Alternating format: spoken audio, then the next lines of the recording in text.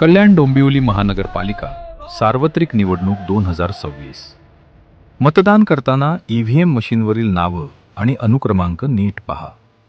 प्रभाग क्रमांक 4 अ मधून अनुक्रमांक 2 वर असलेल्या पूजा अश्विन जोगदंड यांना मतदान करण्यासाठी धनुष्यबाण या चिन्हासमोरील बटन दाबा.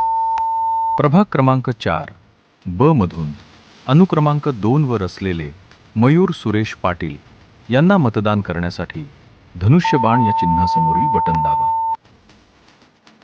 प्रभाग क्रमांक 4 क मधून अनुक्रमांक 1 वर असलेल्या नमिता मयूर पाटील यांना मतदान करण्यासाठी धनुष्यबाण या चिन्हासमोरील बटन दाबा.